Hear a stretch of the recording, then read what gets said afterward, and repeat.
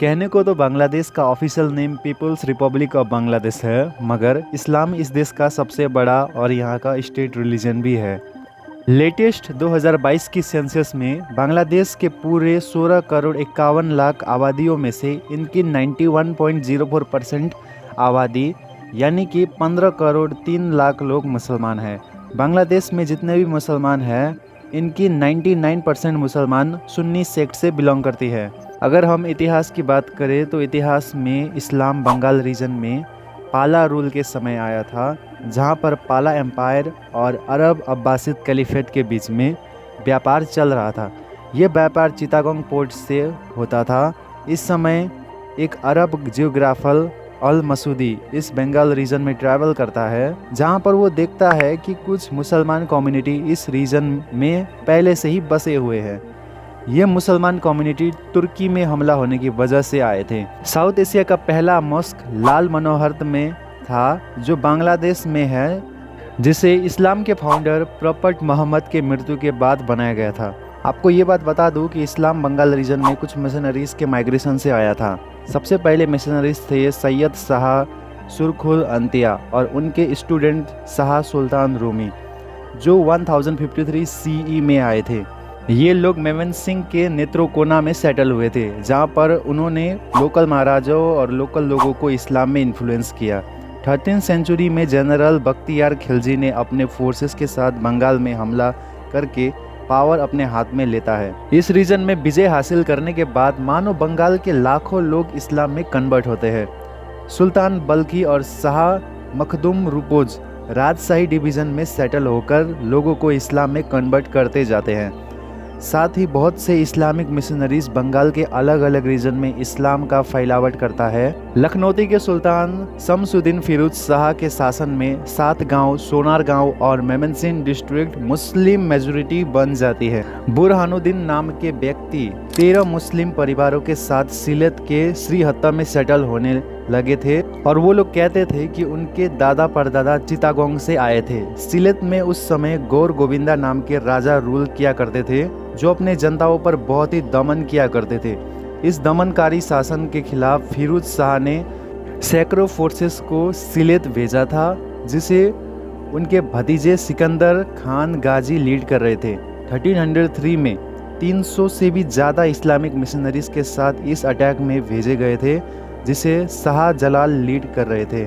शाह जलाल इस जीत के बाद बंगाल के सभी हिस्सों में इस्लामिक मिशनरीज को भेज देता है, जहां पर लाखों लोग इस्लाम में कन्वर्ट किया। इवन बतूता एक दिन शाह जलाल से सिलेट में मुलाकात करते हैं और कहते हैं कि अभी भी प्लेन लैंड में रह रहे लोग हिंदू ही है, मतलब उन्होंने 100% इस्लाम कन्वर्जन नहीं किया है। मतलब कि ज़्यादातर लोगों ने इस्लाम को अपना तो लिया, मगर कुछ लोग ऐसे भी थे जो हिंदू में ही रहना चाहते थे। वो लोगों ने इस्लाम को कन्वर्ट नहीं किया था। बाद में ब्रिटिश रूल भारत में आती है। बंगाल के नवाब मीर कासिम, अवध के नवाब और मुगल शासकों के कंबाइन आर्मीज को हराने के बाद ब्रिटिशर्स ट्रीटी ऑफ इलाहाबाद को नवाब के द्वारा साइन कराता है, जिसे British East India company Bengal और बिहार से पैसे वसूल कर सकते थे। ब्रिटिशर्स 1793 में बंगाल में फुल कंट्रोल पा लेता है और बंगाल ट्रेजरी से लूट-पुट करता है, जो मॉडर्न दिनों के प्राइस को नापे ना तो वो 40 बिलियन $US जितना वैल्यू कैरी करता था। अब हाई कॉलोनियल टैक्सेशन की वजह से बंगाली इकोनॉमी अगले 40 सालों के अंदर 50% से डूब जाता है। पूरे बंगाल में भूखमरी की वजह से ब्रिटिशर्स के कंपनीज में काम कर रहे लोकल लोग भूख से मर रहे थे। फिर ईस्ट इंडिया कंपनी ओपियम और इंडिगो कल्टीवेशन शुरू कर देता है। 1765 में British East India company Bengal presidency को इस्टेब्लिश करता है। कॉलोनियल कैपिटल कलकत्ता, जहां पर मुसलमान दूसरे सबसे बड़ी कम्युनिटी थे, ये लंदन के बाद ब्रिटिश एम्पायर का दूसरा सबसे बड़ा शहर बन जाता है।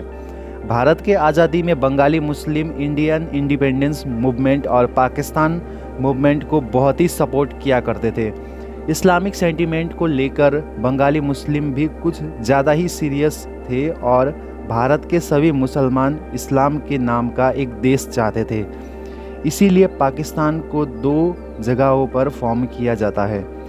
पहले तो ये लोग मुस्लिम होने पर ही बहुत प्रायोरिटी देते थे और अपने देश में शरिया लॉ को इंट्रोड्यूस करना चाहते थे।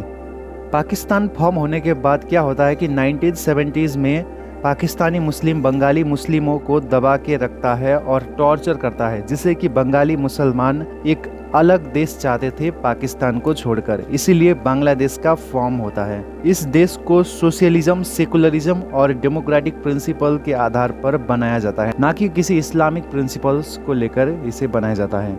मगर ऐसा था कि इस्लाम यहाँ का कल्चर का सबसे बड़ा पार्ट हुआ करता था और आज भी है। आप लोग ये भी जान लो कि बांग्लादेश में जितने भी मुसलमान हैं, इनके 99% मुसलमान सुन्नी मुसलमान है और जो बचे हुए 1% में जो है वो छोटी मोटी शिया मुसलमान यहाँ पर रहती है। साथ ही दाऊदी बोहरा कम्युनिटी के मुसलमान चिटागोंग में हमें देखने को मिलती है। अहमदिया मुसलमान, जिसे कभी भी मुसलमान लीडर द्वारा मुसलमान नहीं माना गया है, ये लोग 1 लाख की आबादी के साथ बांग्लादेश में रहते हैं। आप ये भी जान लो कि 1901 में मुसलमान परसेंटेज बांग्लादेश में 66.1% था, जो आज लेटेस्ट 2022 की सेंसस में ये परसेंटेज 91.04% बन गई है, यानी कि 15 करोड़ मुसलमान आबादी। म्यांमार के क्राइसिस के वक्त बहुत से रोहिंग्या मुसलमान म्यांमार छोड़कर बांग्लादेश में आए थे। 28 सितंबर 2018 में पीएम शेख हसीना ने यूएन जनरल असेंबली में ये कहा था कि बांग्लादेश में 13 लाख रोहिंग्या रिफ्यूजीज रहते हैं। प्यू रिसर्च सेंटर के अनुसार 2050 तक बांग्लादेश में 23 करोड़ मुसलमान आबादी होने वाली है, जो पूरे देश का 95% पॉपुलेशन होगा। बांग्लादेश में सबसे ज़्यादा मुसलमान कंसंट्रेशन हमें मेमनसिंह डिवीज़न में देखने को मिलते हैं, जहां पर 95.19% मुसलमान रहते हैं और सभी डिवीज़न में से सबसे कम, मतलब सभी डिवीज़न के कंपैरिजन में सबसे कम हमें सिलेट डिवीज़न में देखने को मिलता है, जहां पर 86.17% पॉपुलेशन मुसलमान है।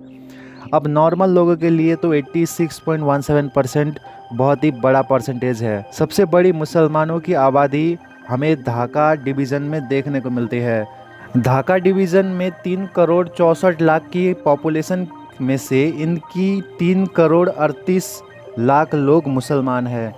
बांग्लादेश में इस्लामिक आर्किटेक्चर से बनाया हुआ वैसे बहुत से हिस्ट्रिकल मॉस्क है, जैसे कि अबू अक्स मॉस्क, शानबाज खान मॉस्क, सोना मॉस्क, बगा मॉस्क, खान मोहम्मद मृदा मॉस्क, 60 डोम मॉस्क। बाकी मुस्लिम देशों की तरफ बांग्लादेश में ऐसा कोई शरिया लॉ तो नहीं है। ज़्यादातर मुस्लिम शादियों को काजी के द्वारा कराया जाता है। बांग्लादेश के संविधान में इस्लाम को स्टेट रिलीजन माना जाता है, मगर कोई भी व्यक्ति अपने मर्जी के हिसाब से वो कौन सा भी धर्म चूज़ कर सकता है। गवर्नमेंट देश के सभी धर्मों को सम्मान करती है। 2001 से 2006 की गवर्नमेंट में जो पार्टीज़ का गठबंधन था, जैसे कि बांग्लादेश नेशनलिस्ट पार्टी, जमात-ए-इस्लामी बांग्लादेश, इस्लामी ओकिया जोटे और बांग्लादेश जातीय पार्टी, उन्होंने एग्जीक्यूटिव ऑर्डर से अहमदिया लिटरेचर को बैन किया था। मगर जो आज की सरकार है बांग्लादेश अवामी लीग, वो सेकुलरिज्म और सभी धर्मों के प्रति सम्मान को बहुत बढ़ावा देती है और रेडिकल इस्लामिक ग्रुप को सप्रेस भी करती है। बांग्लादेश अवामी लीग में जो शेख हसीना की सरकार है वो हमेशा से प्रो इंडिया रही है। तो दोस्तों, ये था बांग्लादेश में आखिर क्यों 91% इस्लाम मौजूद है। तो दोस्तों, अगर आपको हमारा वीडियो अच्छा लगा है तो आप लाइक, शेयर, सब्सक्राइब जरूर कीजिएगा। मैं मिलता हूँ आपसे नेक्स्ट वीडियो में। Thanks for watching.